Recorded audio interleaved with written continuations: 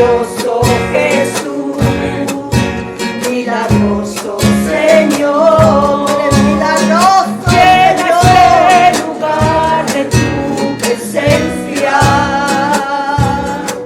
a defender tu poder a los que estamos aquí. Creo en ti, Jesús, creo en ti, Jesús, en lo que harás en mí. Creo en ti, Jesús, en lo que harás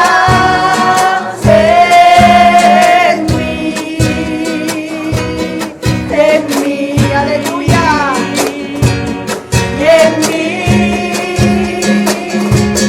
Recibe toda la gloria, recibe toda la honra, precioso Hijo de Dios.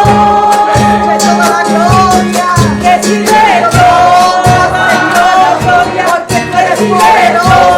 Toda la honra, Señor, precioso Hijo de Dios. Díselo al Señor. Antes de comenzar, me gustaría decir que en la apertura, en la exposición, esa breve exposición de la palabra, de la apertura del culto, he escuchado que nosotros no tenemos una religión. Y esa es la realidad. Nosotros no tenemos una religión. ¿Pero por qué no tenemos una religión? Bueno, porque religión hay, fijaros, en el catolicismo. Religión hay en el protestantismo, y en el protestantismo podemos meter ahí bautistas, pentecostales, presbiterianos, anglicanos y de cualquier otra denominación que nos venga a la mente. Insisto, religión hay en el catolicismo, en el mormonismo, en el evangelismo, en el hinduismo y en todos los ismos que, insisto, nos vengan a la mente. Pero salvación, perdón, cambio de vida y la seguridad de que todos nuestros pecados son perdonados y van a ser perdonados y vamos a estar con toda la eternidad con el Señor, eso solo y exclusivamente podemos encontrarlo en el Señor Jesucristo. Y dicho esto, no voy a decir como introducción porque no lo tenía en mente.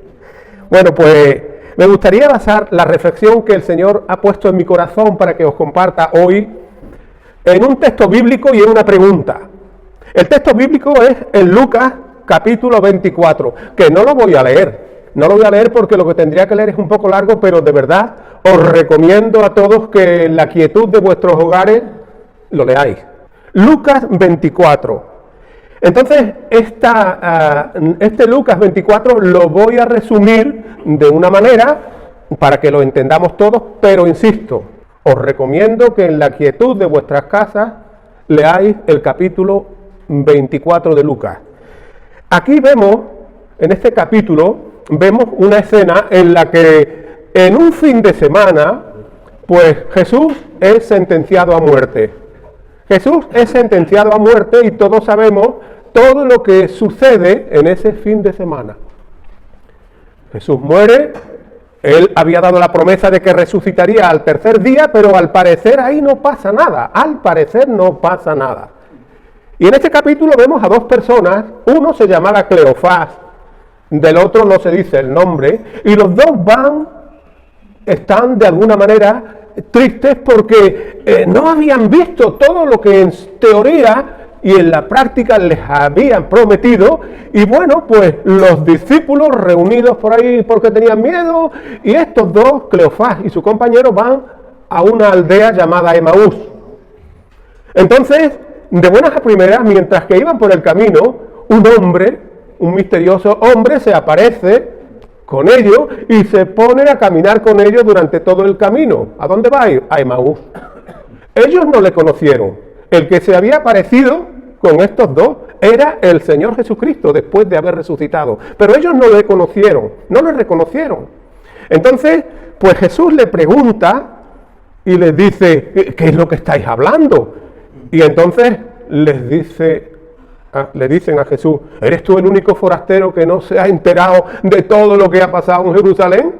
Pues Jesús Nazareno nosotros le teníamos como el profeta de Dios, creíamos que Él era el que iba a salvar a Israel, pero hoy es el tercer día y después de habernos prometido que resucitaría, nada ha pasado. Y ahí vamos, a Emaús, iban desolados, iban a Emaús. Entonces llega el momento de que entran en Emaús y como era ya tarde, pues le dicen a Jesús, que insisto, no sabían que era Jesús: mira, como ya es tarde, quédate con nosotros. Entonces, pues se sentaron allí en la casa y él, como acostumbraba a hacer Jesús, parte el pan y lo bendice. Y ahí se dieron cuenta ellos, los ojos les fueron abiertos y se dieron cuenta de que el que había estado con ellos era Jesús, ya porque había resucitado.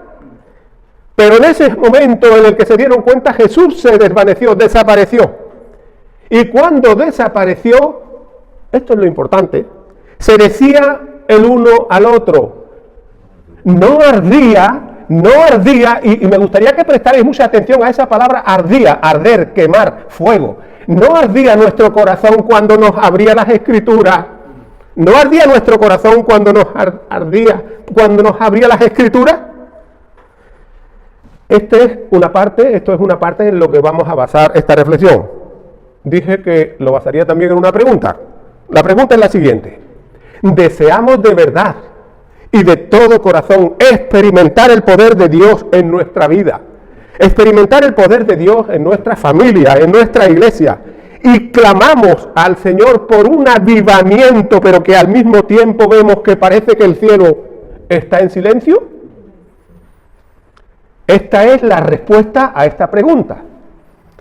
Que, hermanos míos, un avivamiento del Espíritu no es algo mágico como cuando el genio de la lámpara concede los 3 deseos de Aladín. No es nada mágico, sino que es un fuego santo que debe ser encendido y tiene que arder en nuestros corazones.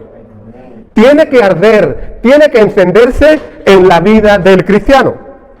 Entonces, sobre esto voy a deciros la primera cosa. Sabéis que cuando estoy predicando me gusta hablaros de determinadas cosas que nunca deberíamos olvidar. Pues aquí viene la primera cosa que nunca deberíamos olvidar: que la mecha, para que surja ese avivamiento, para que surja ese fuego, para que arda, esa mecha no está en el predicador, sea quien sea. Esa mecha no está en el predicador, esa mecha está en el altar que cada cristiano, que cada hijo de Dios debe tener encendido y ardiendo delante del Señor. Ahí está la mecha, ahí está la mecha. A ver, un siervo de Dios llamado John Wesley, inglés, de Bristol. Este hombre el Señor levantó a través de él un avivamiento a mediados del siglo XVIII, sobre 1750 sería, un avivamiento, y no predicó en ningún templo, sino que predicaba en las calles. Y con eso no estoy diciendo que cerremos el templo y nos vayamos a las calles, digo el hecho de lo que sucedió. El Señor levantó a través de él un avivamiento impresionante. Y fue que a través de este hombre, Dios encendió un avivamiento que transformó no solo la ciudad de Bristol, sino que también transformó naciones enteras. Pero fijaros, hermanos míos, también en esto: que Wesley no veía el avivamiento como una simple posibilidad o como una teoría, sino como el resultado, y esto es lo importante, el resultado de una vida de oración. Una vida de oración. Y Wesley tampoco veía el avivamiento como una multitud de personas como estamos acostumbrados a ver en YouTube o en la televisión, que se siente ahí extasiada en las nubes oyendo una música casi celestial con supercantantes cristianos. No lo veía así, porque el verdadero avivamiento comienza en nuestro altar. El verdadero avivamiento comienza en nuestro altar. Y hermanos míos, comienza en nuestro altar el verdadero avivamiento, porque es en nuestro altar donde hay que encender ese fuego. Es donde ese fuego tiene que arder. Porque esa sería la única manera de ver que una ciudad y todos sus alrededores arden en arrepentimiento. Ese es el avivamiento. Y hermanos míos, esto es así, porque un verdadero avivamiento no empieza con eventos cristianos donde la gente se reúne en torno a muchas actividades y programas de todos los tipos y colores. El verdadero avivamiento surge en nuestra habitación, o como dice la Biblia, en el secreto de nuestro aposento. Ahí es donde surge el avivamiento. Por lo tanto, aquí está el primer por lo tanto, yo creo que alguno puede que se harte hoy de por lo tanto. Por lo tanto, el avivamiento no surge en los púlpitos ni en super predicadores como John MacArthur, Billy Graham o Paul Washer. No, ahí no surge el verdadero avivamiento, sino que surge en las rodillas de quienes buscan el fuego de Dios en la soledad y en el secreto de su aposento. Porque esa es la realidad. No busquemos el avivamiento en ningún otro sitio. Y hermanos míos, os digo esto porque podríamos tener la música de la iglesia de Hillsong, que dicen que es la música más espiritual que hay, y yo no digo que no lo sea. Podríamos tener la música de Hillsong, podríamos tener a los más grandes predicadores, y aún así que no se mueva en el cielo un dedo de Dios si nuestros aposentos no están llenos de oración. Pero quiero deciros algo, que cuando nuestras rodillas se doblan día tras día, y clamamos con lágrimas, el fuego de Dios descenderá. Descenderá. Voy a deciros la segunda cosa que nunca deberíamos olvidar. Que no podemos confundir. No deberíamos confundir religiosidad o la emoción que podamos experimentar en cualquier evento con una verdadera relación con Dios. Y es que hay, por desgracia, muchos que confunden la religiosidad y la emoción que puedan tener en cualquier avivamiento en cualquier acontecimiento que parece que está uno flotando en las nubes. Puedo confundirlo con una verdadera relación con Dios, y eso no es así. No deberíamos confundir nada de eso. Y os digo esto porque hay quienes creen que con asistir a una reunión, que con llorar de emoción por lo bonito de la alabanza o tal vez de la predicación es suficiente para ser cristiano, pero eso no es así. Y no es así porque hay algunos que se congregan, que cantan, que oyen la palabra, pero no tienen un altar. No tienen un altar que arda en el corazón delante de Dios. Y un altar, hermanos míos, un altar no es una mesa o algo parecido a esto. No es nada de eso. Un altar es un lugar de entrega. Un altar es un lugar de sacrificio. Un altar es un lugar de comunión íntima con el Señor. Eso es un altar. Lo demás, cuento chino. Por lo tanto, un creyente que solo tiene reuniones pero que no tiene altar es un cristiano sin poder, o tal vez perdió el poder que tenía.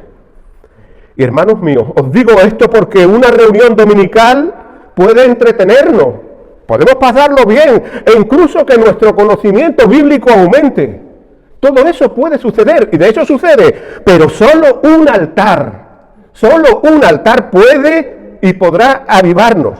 Es decir, que si nuestra vida carece del fuego de Dios, si no tenemos poder sobre el pecado, o si vemos el avivamiento como una simple teoría, entonces nuestro altar está frío como un témpano de hielo y deberíamos incendiarlo. Pero ¿por qué el avivamiento nunca llega? ¿Por qué no podemos ver esta ciudad que la gente se convierte en como vio Wesley? ¿Por qué no podemos ver algo de eso? Pues simple y sencillamente porque el fuego de Dios nunca caerá en altares fríos ni en creyentes tibios. Nunca.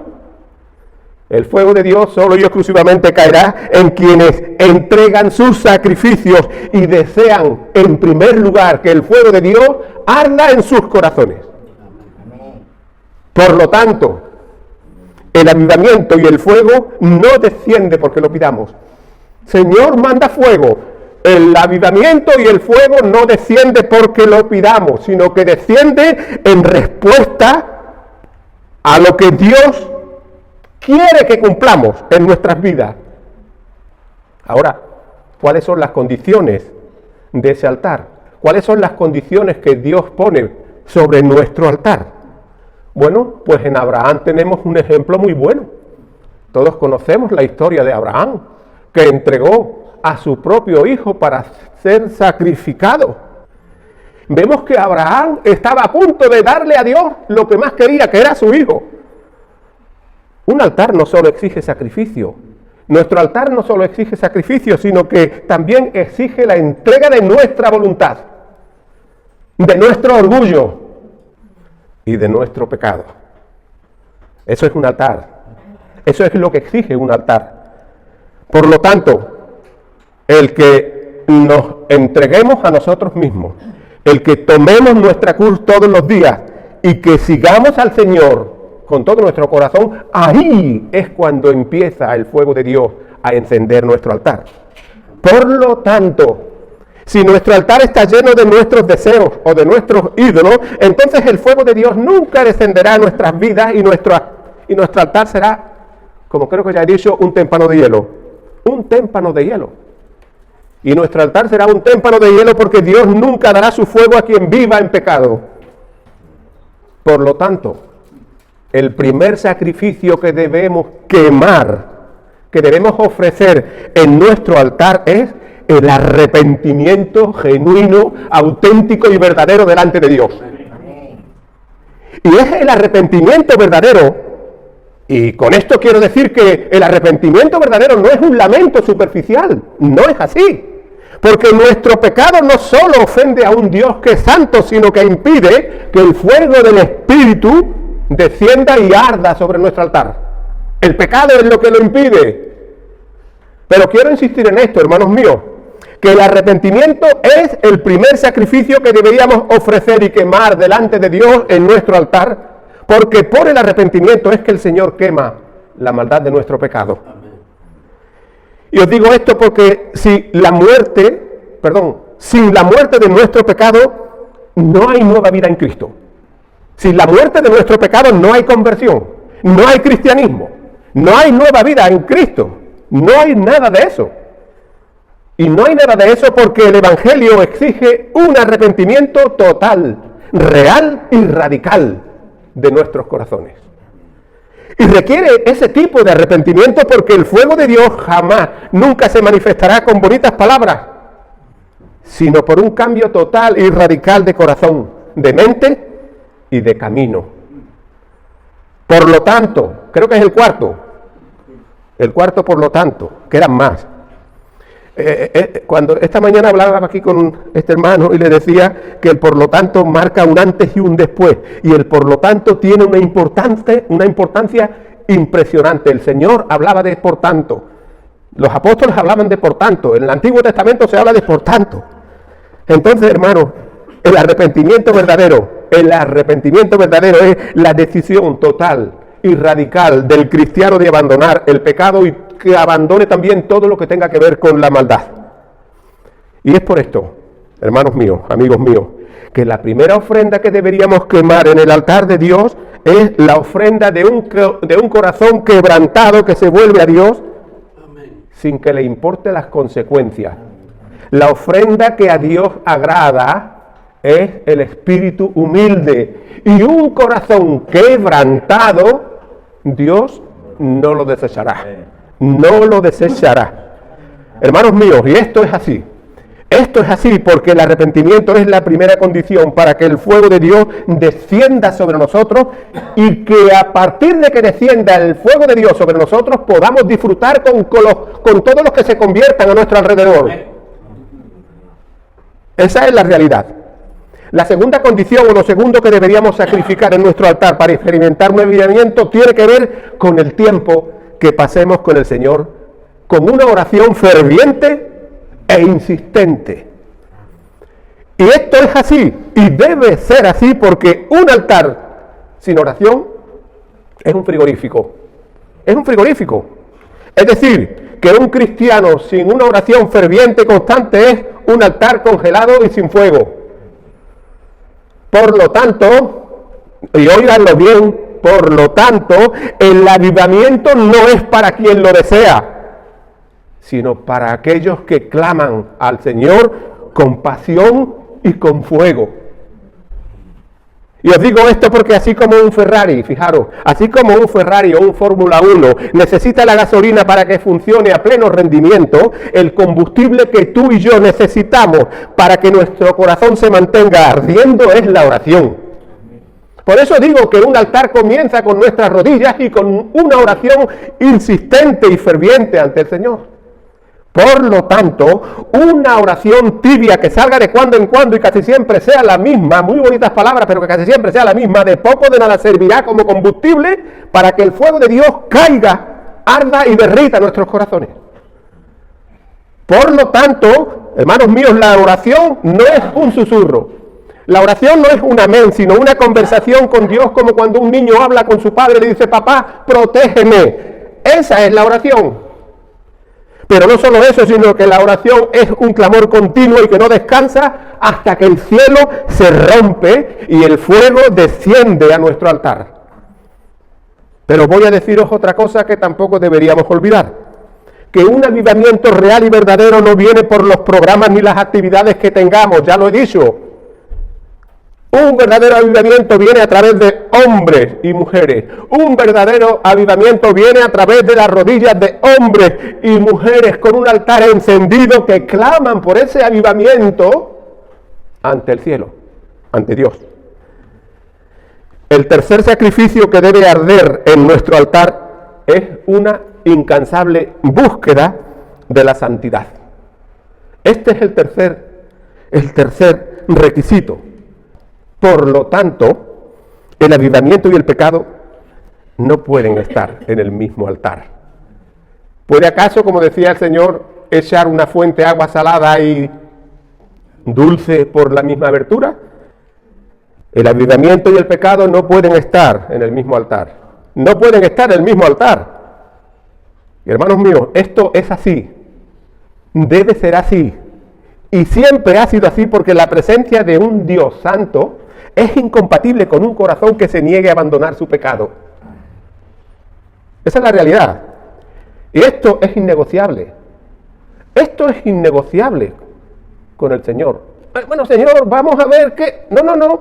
Esto es innegociable con el Señor porque la santidad no es algo reservado para unos cuantos privilegiados. No. Por eso, hermanos míos, el único camino para experimentar la plenitud de Dios aquí, ahora o en cualquier momento o lugar es la santidad, es la obediencia y es la radical aceptación de que el arrepentimiento esté total y enteramente en nuestras vidas. Es la decisión consciente de negarnos a los deseos de la carne y la decisión total de mantenernos en una vida de bondad. Pero no porque la santidad nos salve, porque la santidad no nos salva. Somos salvos por gracia, por medio de la fe. Y una vida de santidad, mis queridos hermanos, una vida de santidad es la evidencia irrefutable de que una fe que ha sido santificada, por el fuego del Espíritu de Dios. Insisto, una vida de santidad es la evidencia irrefutable de una fe que ha sido santificada por el fuego del Espíritu de Dios. Esa es la evidencia de Dios en nuestras vidas, pero que un altar que esté continuamente coqueteando con el pecado o con la indiferencia es una montaña de hielo y es una farsa. Y os digo esto porque el Señor nos desafía a que limpiemos todos los rincones de nuestra vida. Ese es un desafío que el Señor nos hace. Para que el fuego de Dios arda, Él dice, limpia todos los rincones de tu vida. Y es por eso que el Señor nos desafía a que hagamos eso, que limpiemos todos los rincones de nuestra vida y que eliminemos todas las ataduras que impidan que el fuego de Dios descienda y arda en nuestro altar. Es decir, que la santidad nunca será una carga. La santidad nunca será una carga, sino la libertad que nos hará experimentar a Dios en toda su plenitud. La santidad es lo que nos hace experimentar a Dios en toda su plenitud. Pero voy a deciros otra cosa que tampoco deberíamos olvidar. Que el fuego de Dios nunca llegará en concentraciones, ya lo dije. Nunca llegará en concentraciones de personas emocionadas y que lloran al oír una música casi celestial. Nunca llegará Así nunca llegará. Y nunca llegará porque ni por la emoción ni por el lloro descenderá el fuego de Dios, sino por el arrepentimiento total y radical de nuestros pecados y por mantener encendido nuestro altar delante de Dios. Me gustaría que escucharas con mucha atención la letra de un himno cristiano escrito en el año 1776 por un cristiano llamado Augusto Toplady. Yo no sé si lo pronunciaré bien. Este himno, que yo lo he cantado, no voy a decir miles, pero sí cientos de veces, se llama Roca de la Eternidad. Esa roca de la eternidad es Cristo. Y así dice el himno: Roca de la eternidad, fuiste abiertas para mí, deseando salvación, me refugio, Cristo, en ti. De la ira, sálvame, de mis culpas, lávame. Aunque fuera siempre fiel y llorara sin cesar, del pecado no podré justificación lograr. Ningún precio traigo a ti, mas tu cruz es para mí. Y así dice la última estrofa. Mientras tenga que vivir en el valle mundanal, cuando tenga que subir a tu augusto tribunal, cúbreme con tu piedad, roca de la eternidad. Este es un himno, hermanos, de verdad que ha incendiado muchos corazones desde hace ya mucho tiempo, desde que el Señor lo ha utilizado para incendiar corazones. Por lo tanto, la clave para que nuestro altar sea un fuego continuo y ardiente está unida a la oración incesante en nuestro aposento secreto, en nuestra habitación, en las rodillas, doblando las rodillas, porque es en ese aposento donde nos derramamos ante la presencia de Dios. Y hermanos míos, esto es así. Y siempre ha sido así, porque un altar frío, escucharlo bien, un altar frío acabará en una fe tibia, acabará en una fe sin poder y acabará en una fe que no tendrá ningún propósito para el ministerio cristiano. Por lo tanto, si nuestro altar carece de una oración íntima y de una búsqueda de la santidad, el fuego del Espíritu jamás descenderá, nunca descenderá. Y por desgracia, esta es una verdad que muchos prefieren ignorar. Y hermanos míos, os digo esto porque Dios no busca eventos impresionantes. Dios no busca grandes aglomeraciones de personas ahí en torno a una música que parece que está uno en las nubes, como cuando la transfiguración, que estaba allí Moisés y Elías y Pedro, Santiago y Juan allí con ellos. No, Dios no busca, el Señor no busca eventos impresionantes, sino busca corazones rendidos y altares encendidos a través de una fe y una pasión íntima, secreta e inquebrantable con el Señor. Por lo tanto, el fuego del avivamiento por el que oramos solo puede ser buscado y encontrado en los momentos de intimidad con Dios. No busquemos otros momentos, porque ahí es donde podemos encontrar el fuego de Dios, en la intimidad con el Señor. Por lo tanto, una fe que carezca de fuego y solo viva de apariencias es una falsa fe. Y una falsa fe, o ese tipo de fe, es la que el Señor en su justicia siempre, hermanos, siempre rechazará. Y esto es así, hermanos míos. Esto es así porque un arrepentimiento verdadero obrará con un fervor incansable y buscará la santidad con pasión. Buscará todo eso, hermano, y lo buscará porque de lo contrario, el fuego del avivamiento nunca llegará. El fuego del avivamiento nunca llegará. Por lo tanto, no sé si este es el último o no, creo que no, el último, por lo tanto, el avivamiento no es una promesa para quienes son o somos o podríamos ser unos cristianos hipócritas. El avivamiento no es una promesa para los hipócritas, sino para quienes se niegan a aceptar una vida de tibieza, para quienes se despojan de las máscaras de la religiosidad y para quienes tienen y mantienen y tratan de mantener encendido el altar de sus corazones. Es decir, que el precio que tendríamos que pagar al tener una fe desfachada, porque tener una fe desfachada, eso implica pagar un precio, pues ese precio sería la pérdida total del poder y de la presencia de Dios en nuestras vidas. Por lo tanto, una fe que no transforme nuestras vidas no es la fe que salva.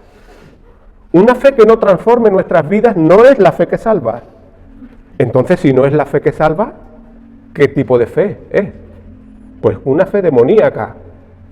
Y como dice la Biblia, los demonios creen en Cristo, porque los demonios tienen una fe inquebrantable en Cristo. Pero, ¿dónde están? Están en el infierno. Y hermanos míos, este es el mensaje que la iglesia cristiana debería predicar. Este es el mensaje que la iglesia cristiana debería proclamar para que la gente salga de ese engaño mortal en el que se encuentra engañada. Por lo tanto, cuando tú y yo decidimos encender y mantener encendido el fuego de nuestro altar, el fuego del Espíritu, no la emoción, el fuego del Espíritu nos consumirá internamente y también nos purificará y también transformará nuestra alma. Y cuando nuestra alma es transformada, cuando realmente nuestra alma es transformada, esa transformación se convertirá en un fuego capaz de iluminar hasta la más absoluta oscuridad. Y cuando nuestra alma es transformada, no solo iluminará la más absoluta oscuridad, sino que también calentará corazones fríos, corazones tibios, corazones endurecidos. Y el Señor los utilizará para esos corazones fríos y tibios. Vayan al Señor. Y hermanos, esto siempre ha sido así. Esto siempre ha sido así.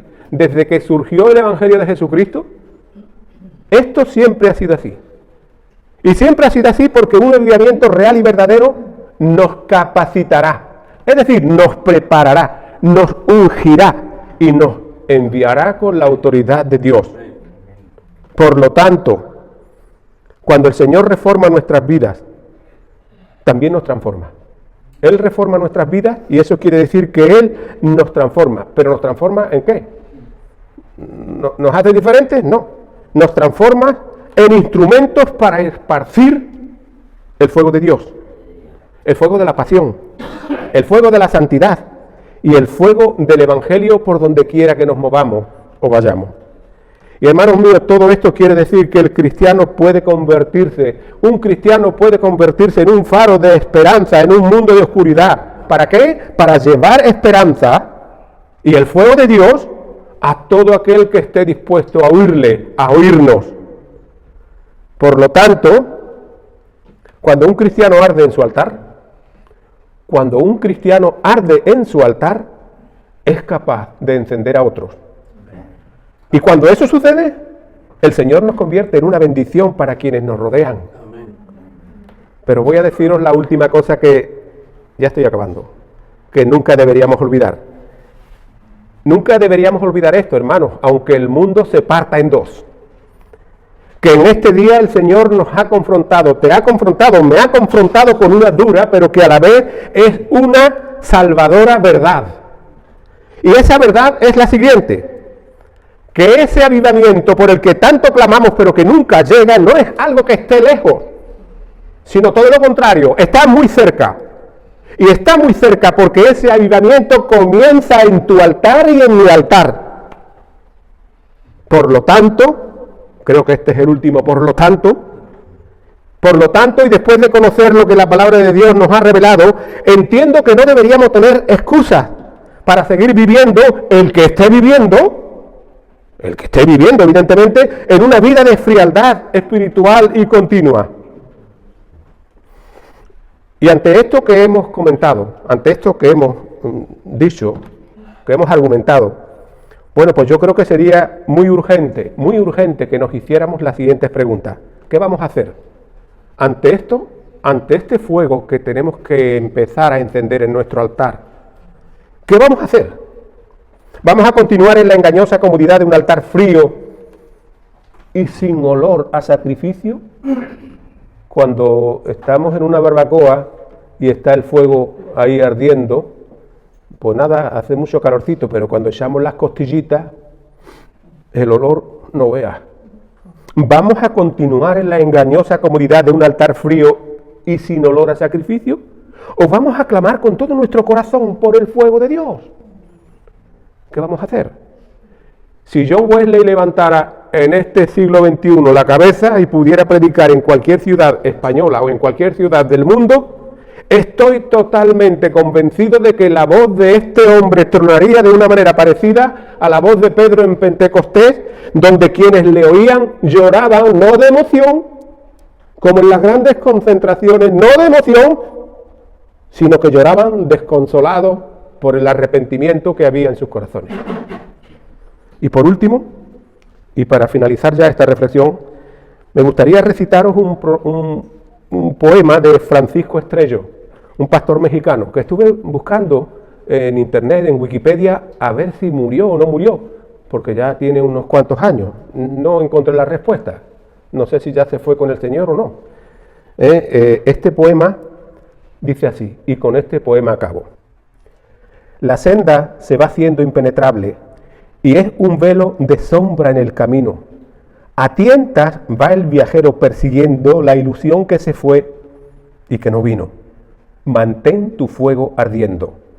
La noche se echa en las veredas, el silencio se siente en el camino, pero hay esperanzas rezagadas que en carrera agitada va volviendo.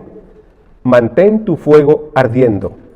Tempestad hay arriba y ni aparece una estrella, los senderos están resbaladizos, no se distingue ni una huella, y un viajero perdido va cayendo.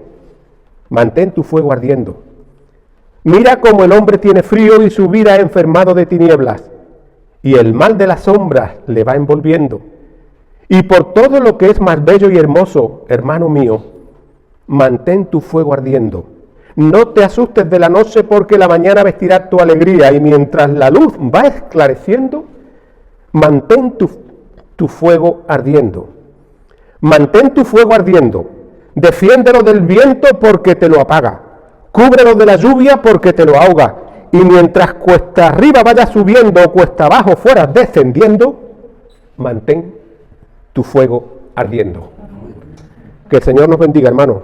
Que el Señor nos ayude.